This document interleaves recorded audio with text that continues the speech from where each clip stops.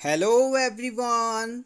Welcome to For Nurses Preparation YouTube channel. I'm Neeraj Kumar Kathal. Let's begin today's MCQ session for upcoming nursing job exams. First question is, which among the following is not included in Cushing's triad? Cushing's triad के अंदर किसे include नहीं किया जाता? Hyperthermia, bradypnea, bradycardia, wide and pulse pressure. Important for upcoming NORCET exam 2022.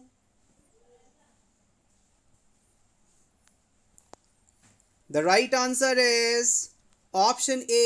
It is called hyperthermia. Cushing triad के अंदर हम तीन चीज़ों को इंक्लूड करते हैं. किसी भी जगह अगर ट्रायड वर्ड आए तो इसका मतलब है वहाँ पर तीन चीज़ों का ग्रुप है. इन तीन चीज़ों में सबसे पहले आता है ब्रेडिप्निया. ब्रेडिप्निया का मतलब होता है कि पेशेंट में रेस्पिरेशन का इरेगुलर होना या रेस्पिरेटरी रेट का नॉर्मल से कम हो जाना. सेकंड इसमें चीज़ इंक्लूड की जाती है ब्रेडिकार्डिया. ब्रेडिकार्डिया का मतलब है हार्ट रेट का नॉर्मल से कम हो जाना या यूँ कहें 60 बीट्स पर मिनट से कम हो जाना. थर्ड इसमें इंक्लूड की जाने वाली फाइंडिंग है वाइडेंड पल्स प्रेशर, यानी कि सिस्टोलिक ब्लड प्रेशर और डायस्टोलिक ब्लड प्रेशर के बीच का अंतर 40 mm ऑफ Hg से ज़्यादा हो जाता है, यानी नॉर्मल से ये काफ़ी ज़्यादा हो जाता है. अब सबसे बड़ी बात यहाँ पर यह आती है कि कुशिंग ट्रायड फिनोमिना का इस्तेमाल हम किस कंडीशन के लिए करते हैं. तो याद रखिएगा, जब किसी पर्सन के अंदर इंट्राक्रेनियल प्रेशर नॉर्मल से बढ़ने लगता है तो उस जगह पर कुशिंग ट्रायड का इस्तेमाल किया जाता है. मान लीजिए किसी पर्सन के हेड एरिया में सर पर चोट लगी और चोट लगने के बाद इंटरनल ब्लीडिंग हो रही है. इस ब्लीडिंग के बाद पेशेंट के सर के अंदर, ब्रेन के अंदर प्रेशर लगातार बढ़ता जा रहा है. तो इस बढ़े हुए प्रेशर को ही हम इंक्रीज इंट्राक्रेनियल प्रेशर के नाम से जानते हैं. और इंक्रीज इंट्राक्रेनियल प्रेशर होने पर पेशेंट का जो रेस्पिरेशन है वो इरेगुलर होने लगता है, पेशेंट में हार्ट रेट कम होने लगती है और उसका जो पल्स प्रेशर है वो भी काफ़ी बढ़ने लगता है. इंट्राक्रेनियल प्रेशर नॉर्मल वैल्यू कई बार एग्जाम में पूछ ली जाती है, तो याद रखिएगा 5 to 15 mm of Hg is normal intracranial pressure. Intracranial pressure बढ़ने पर फ्लूइड ऑफ चॉइस के रूप में हम मैनिटॉल एडमिनिस्टर करते हैं. मैनिटॉल एक ऑस्मोटिक डायूरेटिक मेडिसिन है जिसे रैपिडली इन्फ्यूज़ करते हैं और इसके इन्फ्यूजन के बाद जो इंट्राक्रेनियल प्रेशर है वो काफ़ी तेज़ी से कम होने लगता है. Next question, delirium tremens are withdrawal symptoms of. Delirium tremens किस डिजीज़ कंडीशन में होने वाले विड्रॉल सिम्टम्स हैं. Option A cocaine, option B alcoholism, option C cannabis, option D opioids.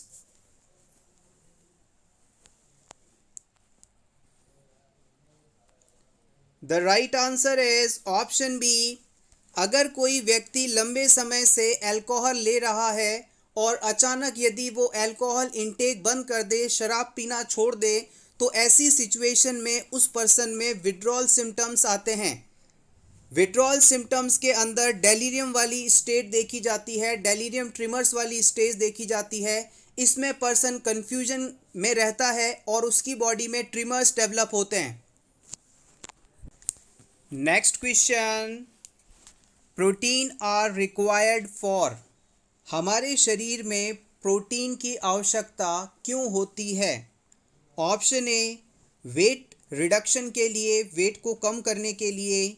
Option B absorption of calcium, calcium को absorb करवाने के लिए. Option C maintenance of body tissue, body tissues की maintenance के लिए. Option D synthesis of steroid hormone, steroid hormone की synthesis के लिए.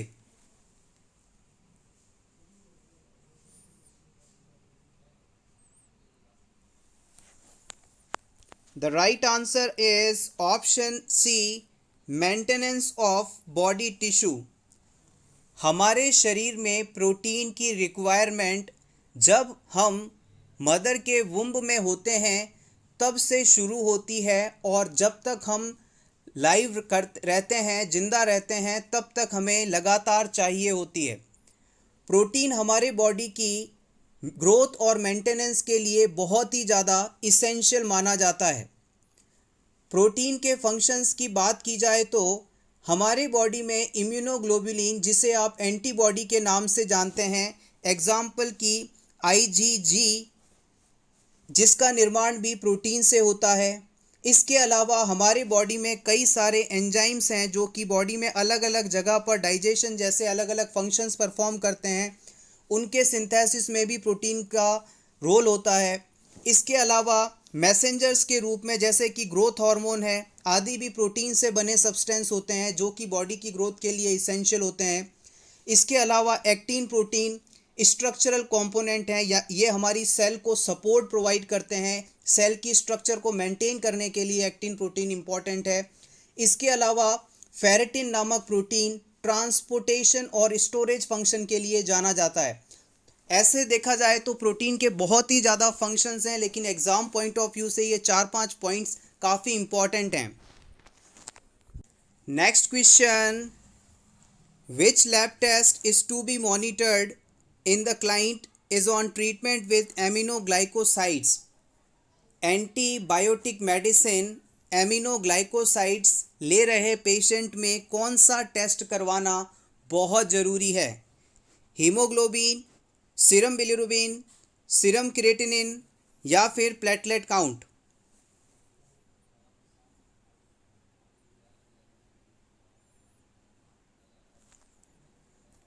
The right answer is option C, it is serum creatinine. हमारी बॉडी में जो एमिनोग्लाइकोसाइड मेडिसिन है यूरिन के थ्रू बॉडी से बाहर एक्सक्रीट आउट की जाती है, या यूँ कहें कि किडनी के द्वारा इसे यूरिन में छानकर यूरिन के थ्रू बॉडी से बाहर निकाला जाता है। अगर मान लीजिए किसी पर्सन की किडनी ही काम नहीं कर रही हो तो ये मेडिसिन बॉडी से बाहर नहीं जा पाएगी, और लगातार अगर इस ड्रग का लेवल ब्लड के अंदर बढ़ता है तो इससे बहुत ही ज़्यादा एडवर्स इफ़ेक्ट आ सकते हैं, कॉम्प्लिकेशंस जनरेट हो सकते हैं। तो याद रखिएगा, जिस भी पेशेंट के अंदर आप एमिनोग्लाइकोसाइड एंटीबायोटिक्स शुरू करने वाले हैं उनमें हमेशा किडनी फंक्शन टेस्ट या रीनल फंक्शन टेस्ट ज़रूर करवाएं, क्योंकि इस मेडिसिन का एक्सक्रीशन किडनीज के थ्रू ही होता है।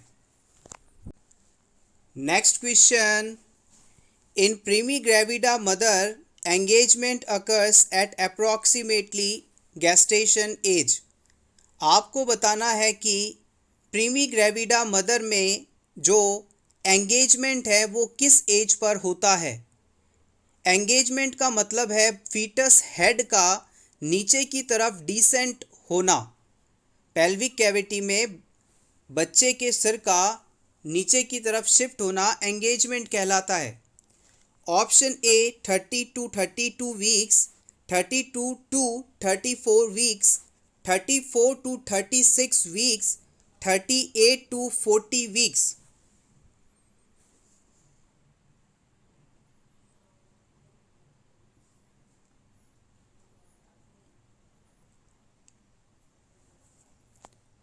इम्पॉर्टेंट क्वेश्चन है ये।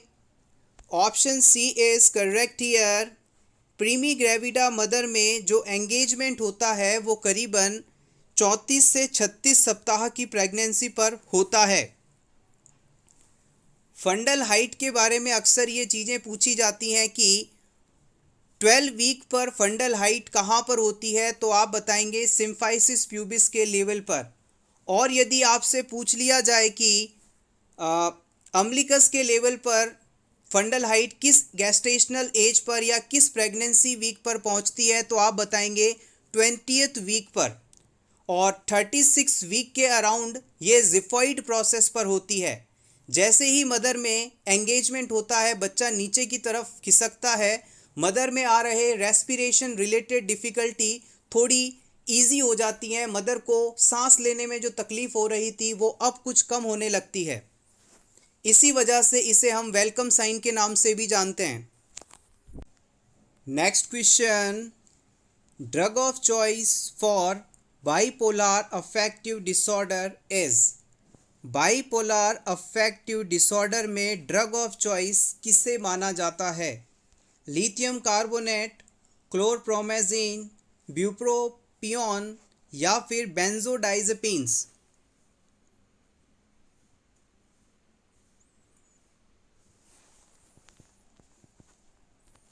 The right answer is option A, lithium carbonate. Lithium carbonate exam point of view से बहुत ही ज़्यादा इम्पॉर्टेंट मेडिसिन है। याद रखिएगा, लिथियम ड्रग का इस्तेमाल बाइपोलर अफेक्टिव डिसऑर्डर के ट्रीटमेंट में किया जाता है। बाइपोलर अफेक्ट डिसऑर्डर का मतलब है कि किसी पेशेंट में मेनिया और depression, mania and then depression, इन दोनों ही फीचर्स का अल्टरनेटिवली अकरेंस होता रहे। यानी कुछ समय पेशेंट बहुत ही इलेटेड मूड में रहे, अच्छे मूड में रहे, बहुत ही ज़्यादा एक्साइटेड मूड में रहे, लेकिन कुछ समय बाद अचानक वो डिप्रेशन में चला जाए, सभी से बात करना भी छोड़ दे, तो ये कंडीशन बाइपोलर अफेक्ट डिसऑर्डर कहलाती है। लिथियम कार्बोनेट मेनली मेडिसिन जो है इस डिजीज़ कंडीशन में मेनिया के ट्रीटमेंट में मुख्य रूप से इस्तेमाल की जाती है। यानी कि ये मैनिक एपिसोड को लिमिट करती है basically. Next question, which of the following food should be avoided when the patient is on MAOI। अगर कोई पर्सन MAOI मेडिसिन ले रहा है तो उसे कौन सा फूड सब्सटेंस नहीं लेना चाहिए? Calcium rich food, tyramine containing food, alanine containing food, gluten rich food.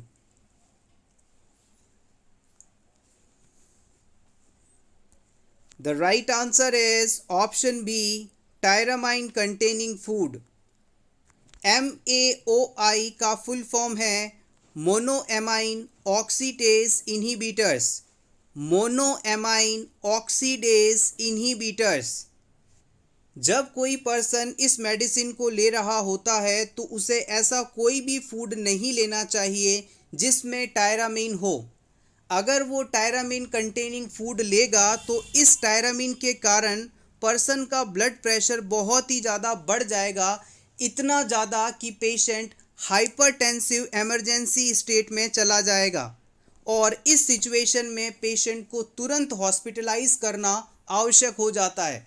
तो याद रखें, पेशेंट में हाई ब्लड प्रेशर ना डेवलप हो जाए, इस वजह से MAOI लेने वाले पेशेंट्स को टायरामीन वाले फूड सब्सटेंस नहीं लेने चाहिए। आप चाहें तो इसका स्क्रीनशॉट ले सकते हैं आपके रिवीजन के लिए। Next question, after meal is abbreviated as. अगर किसी प्रिस्क्रिप्शन लेटर पर, दवा की पर्ची पर कोई मेडिसिन खाने के बाद लेनी हो ऐसा लिखना हो तो कौन सा शॉर्ट फॉर्म यूज़ किया जाएगा? PRN, PM, PC या HS?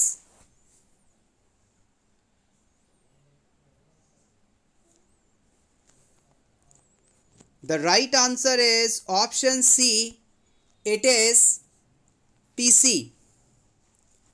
PC शब्द का फुल फॉर्म है पोस्ट सिबम। पोस्ट सिबम का मतलब होता है ऐसी मेडिसिन जो कि खाने के बाद लेनी हो। ये लैटिन लैंग्वेज का शब्द है। आइए रिमेनिंग एब्रीवेशंस को भी डिस्कस कर लें। एग्जाम पॉइंट ऑफ व्यू से ये सभी काफ़ी इंपॉर्टेंट हैं। PRN भी लैटिन लैंग्वेज से लिया गया है। इसका फुल फॉर्म होता है प्रोरेनाटा।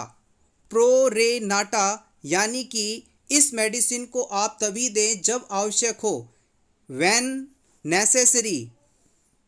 जब आवश्यक हो तभी इस मेडिसिन को दी जाए। It is called PRN, pro re nata. Next term आती है PM। PM का फुल फॉर्म होता है post meridian. Post meridian. Post meridian का मतलब है कि इस मेडिसिन को हमें दोपहर में लेना है, इन आफ्टरनून। नेक्स्ट आता है लास्ट टर्म एच एस का मतलब होता है होरा सोमानी, यानी कि एट बेड टाइम, यानी कि इस मेडिसिन को सोते समय लेना है। होरा सोमानी, सोते समय लेने वाली मेडिसिन।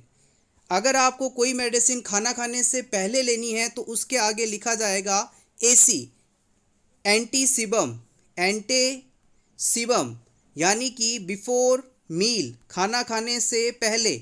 एसी खाने से पहले और पीसी खाने के बाद। एसी खाने से पहले और पीसी खाने के बाद। Next question, normal therapeutic serum digoxin level is very important drug. आपको डिगॉक्सिन ड्रग का नॉर्मल थेराप्यूटिक लेवल कितना होता है ये बताना है। थेराप्यूटिक लेवल का मतलब है अगर दवा इस रेंज के अंदर शरीर में मौजूद है तब तो ये जिस पर्पस से दी जा रही है वो इफ़ेक्ट दिखाएगी।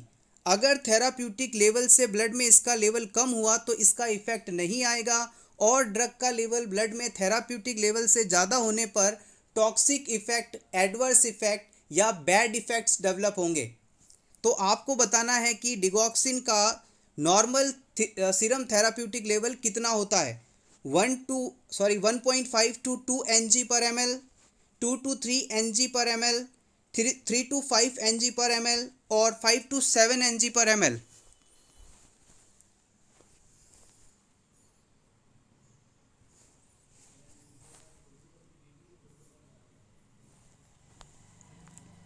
The right answer is option A, 1.5 to 2 ng per ml। Digoxin drug का थेराप्यूटिक रेंज जो है 1.5 से 2 ng पर ml के बीच होता है। Very important question. इसके अलावा याद रखिएगा, एग्जामिनर आपको कंफ्यूज करने के लिए डिगॉक्सिन की जगह इसे लेनॉक्सिन नाम से भी पूछ सकता है। डिगॉक्सिन ड्रग मेनली अरिथमियास कंडीशन को ट्रीट करने के लिए दी जाती है। अरिथमियास का मतलब है जब किसी पेशेंट की हार्ट रेट नॉर्मल ना हो, यानी कि हार्ट रेट या तो बढ़ जाए या बहुत ही कम हो जाए। जैसे कि मान लीजिए कि हार्ट फेलियर की कंडीशन है, एट्रियल फ्लूटर है, एट्रियल फिब्रिलेशन है, इन सभी के ट्रीटमेंट में डिगॉक्सिन मेडिसिन दी जाती है। इसके अलावा जिन पेशेंट्स को डिगॉक्सिन दी जा रही होती है उनकी हार्ट रेट का मेजरमेंट हमें करना बहुत ही ज़रूरी है।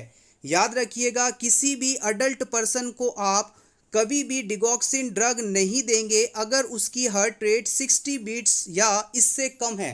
60 बीट्स पर मिनट से हार्ट रेट कम होने पर डिगॉक्सिन नहीं दी जाती, क्योंकि ये मेडिसिन हार्ट रेट को कम कर देती है, हार्ट रेट को डिक्रीज कर देती है। इसका इफ़ेक्ट क्या होता है, डिगॉक्सिन मेडिसिन हमारे हार्ट के जो कॉन्ट्रैक्शंस हैं उन्हें पावरफुल बनाती है। हमारे हार्ट की जो सिकुड़ने की क्षमता है, कॉन्ट्रैक्शन पावर है, उसे पावरफुल बनाती है, लेकिन हार्ट रेट को कम करती है, हार्ट रेट को नहीं बढ़ाती। फोर्स ऑफ कॉन्ट्रैक्शन तो इंक्रीज होगा लेकिन हार्ट रेट डिक्रीज हो जाएगी। This is the important thing. Upcoming नॉर्सेट exam के लिए ये ड्रग काफ़ी इंपॉर्टेंट है। इससे एक चीज़ और पूछी जा सकती है कि जो डिगॉक्सिन है इसे बॉडी किस रूट से एक्सक्रीट आउट करती है। याद रखिएगा, डिगॉक्सिन ड्रग को एक्सक्रीट आउट करने के लिए किडनीज रिस्पॉन्सिबल हैं। तो याद रखें, किडनी फंक्शन का असेसमेंट डिगॉक्सिन के साथ करना बहुत ही ज़रूरी है। Next question, which of the following test is use to assess distance vision. अगर किसी क्लाइंट में दूर की नज़र चेक करनी हो, लॉन्ग साइटेडनेस चेक करनी हो, डिस्टेंट विजन चेक करना हो, तो आप कौन सा मेथड या कौन सा टेस्ट इस्तेमाल करेंगे। Ishihara chart, Rinne's test, senile chart, optometry.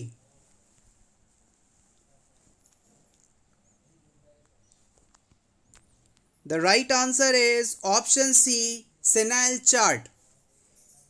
Senile chart के द्वारा हम डिस्टेंट विजन का असेसमेंट कर सकते हैं। इसके अलावा दो इम्पॉर्टेंट चीज़ें आइज से अक्सर एग्ज़ाम में पूछी जाती हैं। इसका आप चाहें तो स्क्रीनशॉट ले लें, पूरे का इम्पॉर्टेंट है ये क्वेश्चन। अगर आपसे पूछ लिया जाए कि किसी पर्सन में कलर ब्लाइंडनेस है या नहीं, तो इसके असेसमेंट के लिए आप किसका इस्तेमाल करेंगे, तो आप बताएंगे इशिहारा। इस इशिहारा के अंदर हरा शब्द छुपा हुआ है, तो इससे आप इसे याद रख लीजिएगा। तो किसी भी पर्सन में जो कि किसी एक पर्टिकुलर कलर को नहीं देख पाता, नहीं पहचान पाता, तो उसकी टेस्टिंग के लिए इशिहारा टेस्ट यूज़ किया जाता है। अगर हम बात करें कि डिस्टेंस विजन के लिए, तो डिस्टेंस विजन के लिए सेनाइल चार्ट का इस्तेमाल किया जाता है।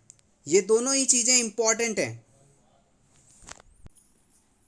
Thank you so much everyone for watching this complete video. Best of luck.